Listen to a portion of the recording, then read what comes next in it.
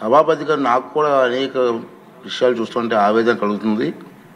ఎన్ని విషయాలు చెప్పాలనేటువంటి విషయం అనుకుంటున్నాను నేను. మనం చూస్తున్నాం రోజు టీవీలో కానీ సోషల్ మీడియాలో కానీ వాళ్ళు ప్రెస్ మీట్లో కానీ ఆ మాట్లాడే తీరు ఏమిటండి అర్థం కాదు. మళ్ళీ మేమే వస్తాం లేక పేకలు కోసేస్తాం. ఏంటండి అంతు చూస్తాం మాటలు రఫరఫాట సినిమా డైలాగ్ రఫరఫ ఏంటి నాకు అర్థం కావట్లేదు. ఒక రాజకీయ పార్టీ ప్రజాస్వామ్యం మీద గౌరవం ఉన్న వాళ్ళు ఎవరు కూడా ఈ విధంగా మాట్లాడరండి. ఉంటే రాజకీయాల్లో రామారావు గారి దగ్గర నుంచి రాజకీయాల్లో ఉన్నాం. ఒకటే చెప్తాను నేను, రాజకీయ పార్టీలు అన్న తర్వాత ప్రజాస్వామ్యంలో ఓడుతూ ఉంటాం, గెలుస్తూ ఉంటాం. మహానుభావుడు ఎన్టీ రామారావు గారే ఒక టైంలో ఓడిపోయాం అందరు పార్టీలు. కానీ ఎప్పుడైనా మాట్లాడి ఇందిరాగాంధీ ఓడిపోలేదండి మహానాయకురాలు. అంటే ఓడిపోతే రఫరఫా ఏంటి నాకు అర్థం. ఇవన్నీ కూడా ప్రజాస్వామ్యం ప్రజలు కూడా ఖండించవలసిన అవసరం ఉందని చెప్పి ఈ వేదిక ద్వారా మనకు చేయాలని నా ఉద్దేశం. మీరు చూశారు ఇవాళ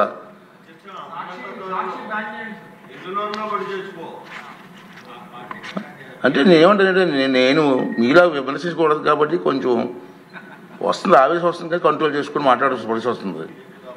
ఇంకా ఏం చేస్తున్నామంటే నేను చూశాను ప్రజాస్వామ్యంలో గెలవచ్చు ఓడిపోవచ్చు. రాష్ట్ర అభివృద్ధిని దృష్టిలో పెట్టుకొని అందరు నాయకులు ముందుకు వెళ్ళాలి తప్పించి ఇష్టం వచ్చి మాట్లాడాలండి. సరే లాస్ట్ టైం గెలిచావు, ఏం చేసావు? రాష్ట్రాన్ని సర్వనాశనం చేశారు. మనం కళ్ళారా చూసాం, ప్రజలు కళ్ళారా చూశారు, అందుకే మన బుద్ధి చెప్పారు. ఇప్పుడు ఏం చేయాలి? నీ డ్యూటీ ఏంటి? అది ప్రతిపక్షంగా ప్రభుత్వం చేస్తున్న కార్యక్రమాలని మీరు అమలు చేయడం కోసం ప్రయత్నం చేయాలి. అది రాజకీయ నాయకుల లక్షణం. మీ అందరికీ తెలిసిందే కాదు అనలేదు, ప్రజలకు చెప్తున్నాను నేను ఈ వేదిక ద్వారా. ప్రజలకి ప్రభుత్వం ఎక్కడైనా పొరపాట్లు చేస్తే అసెంబ్లీలోకి వచ్చి మాట్లాడు. ప్రజా సమస్యలు అసెంబ్లీ చర్చించు. ప్రభుత్వం రిప్లై ఇస్తుంది. ప్రభుత్వం మీద ఒత్తిడి తీసిరా. మంత్రులు ఉంటారు ఇక్కడ సభలో, ముఖ్యమంత్రి గారు ఉంటారు, ఉప ముఖ్యమంత్రి గారు ఉంటారు, అందరూ సభ్యులు ఉంటారు. మాట్లాడి సభలో పనులు చేయించుకొని కాన్స్టిట్యున్సీకి జవాబు చెప్పు. అరే సభకు రావు, ఆ ఎమ్మెల్యేని రానివ్వు. క్వశ్చన్లు మాత్రం పంపిస్తున్నారండి రోజును 2 క్వశ్చన్లు. సభకు రానిప్పుడు క్వశ్చన్లు ఎందుకే? ఇద్దరికి అవకాశం పోతుంది కదా. అంచేత నేనేమంటానంటే ఇది ప్రజాస్వామ్యం, ఇది పద్ధతి కాదు. ప్రజలందరూ దీన్ని ఖండించవలసినటువంటి అవసరం ఉందని చెప్పి నేను భావిస్తున్నాను. ఎందుకంటే నేను చూసాం గతంలో, మనం కూడా హిస్టరీలోకి వెళ్ళాలండి. చాలామంది పెద్దలు ఉన్నారు కాదంటలేదు, కొత్త వచ్చారు. ఉమ్మడి రాష్ట్రంలో గౌతి లచ్చన్న గారని మీరు ఇప్పుడు పేరు విన్నారండి? అందరికీ స్వతంత్ర సమర యోధులు అతను. ఇప్పుడు శిరీష తాతగారే, మన ఎమ్మెల్యేగా తాతగారు. మా తాతయ్య గారు గౌతి లచ్చన్న గారి శిష్యులు. ఆ స్వతంత్ర పార్టీ నక్షత్రం గుర్తు ఆ పార్టీలో మా తాతయ్య గారు 4 times ఎమ్మెల్యే గెలిచారు వారి నాయకత్వంలో.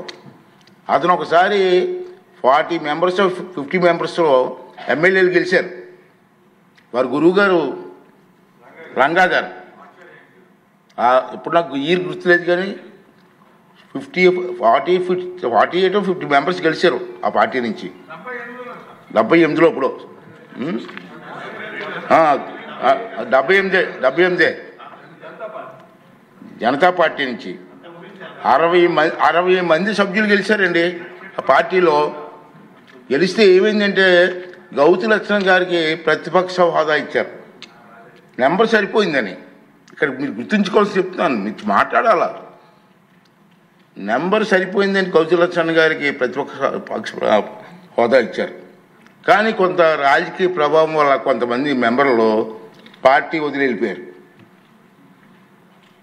గౌతి లక్షణ గారిని ప్రతిపక్ష హోదా దిగిపోమని ఎవరు అడగలేదు సభలో, అతనంటే మహా గౌరవం. కానీ గౌతి లక్షణ గారు ఒక రోజు సభకు వచ్చి నా సభ్యులు నన్ను వదిలేసి వెళ్ళిపోయారు కొంతమంది, నేను ప్రతిపక్షంలో హోదాలో ఉండే అర్హత నాకు లేదు, నేను రాజీనామా ఇచ్చి వెళ్ళిపోతానని వెళ్ళిపోయాడు. అదే మనిషి అంటే, అది నాయకత్వ లక్షణాలు అంటే ఏంటిది? గౌతులచ్చారి గారు ఎవరు డిమాండ్ చేయలేదు. డిమాండ్ చేయకపోయినా నేను ఉండడానికి నాకు మెంబర్స్ సరిపోలేదు, నేను రాజీనామా ఇచ్చేస్తాను వెళ్ళిపోయారు. అది రాజకీయ నాయకులకు ఉండాలి మనస్తత్వం, నాయకత్వం తాలూకు విలువలు. అది గుర్తు చేస్తున్నాను నేను. ఇప్పుడు అంటే నెంబర్ లేకుండా నాకెందుకు ఎవరు ఏంటండి? ఇప్పుడు నా మీద కోర్టుకు వేసాడు, హైకోర్టు వేసారు, సుప్రీంకోర్టు వేసుకోండి. అలాంటి మనకు ప్రజాస్వామ్యం ఉంది, మనకు నిబంధనలు ఉన్నాయి, రూల్స్ ఉన్నాయి, దాని ప్రకారంగా వెళ్తాను తప్పించి నీకు భయపడి ఎలా చేస్తాను నేను? నేను మొన్న చెప్పాను, ఇది ఒక దేవాలయం అయితే దీంట్లో పూజారిరా బాబు, వరాలు ఇవ్వాల్సిన దేవుడు నీకు వరం ఇవ్వలేదు, అందుకే 11 ఇచ్చాడు, పూజారి నేనెక్కడ వరం వస్తాను చెప్పి మొన్న చెప్పాను నేను. అంచేత ఇది ఎక్కువగా మాట్లాడుకోవాలి కాబట్టి కొంచెం నాకు ఎందుకో మాట్లాడనిపించింది ఇవాళ ఏదైనా. అంచేత నేనేమనేది అంటే మీ ద్వారా మీరు కానీ ప్రజలు కానీ కోరేది ఏంటంటే రాష్ట్ర అభివృద్ధి ముఖ్యం, మన పిల్లల భవిష్యత్తు ముఖ్యం.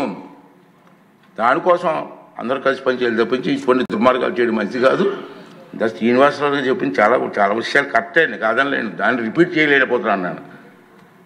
అది నువ్వన్న డైలాగ్స్ కొంచెం తప్పట్లు కొట్టాలి, మేము కొట్టలేకపోతున్నాం, ఇది బాధ. సరే ఏదేమైనా దీని ప్రజలందరూ